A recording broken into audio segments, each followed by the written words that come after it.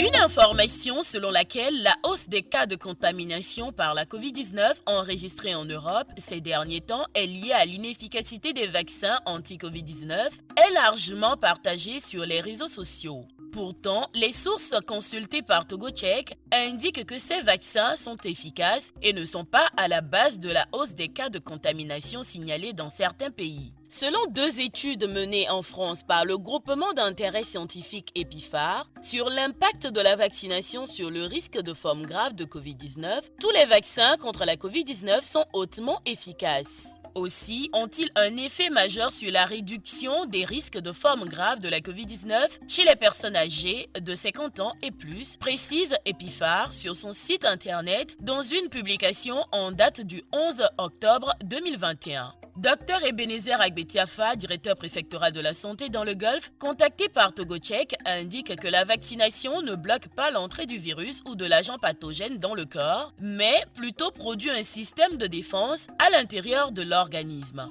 Le virus peut entrer, mais n'y fera pas un long séjour et ne pourra pas entraîner des formes graves de la maladie. En se référant à la courbe comparative du taux de rémission et de décès dus à la COVID-19, enregistrée dans le monde et compilée par le site internet de renseignement de données worldometers.info, à la date du 14 décembre 2021, le taux de rémission est de 98%, alors que le taux de mortalité dû à la maladie est de l'ordre de 2%. Une preuve que la maladie tue de moins en moins de personnes. Les experts avancent plusieurs raisons qui expliquent cette hausse de cas dans certains pays, notamment la faible couverture vaccinale, la saison de froid, ainsi que le relâchement dans le respect des mesures barrières. D'après les constats dressés par Anne Sénéquier, médecin, co-directrice de l'Observatoire de la santé mondiale à l'Institut de relations internationales et stratégiques en France, cette cinquième vague, c'est majoritairement une épidémie de non-vaccinés aujourd'hui. Plus de 80% des personnes qui sont en réanimation sont des gens non vaccinés, a-t-elle déclaré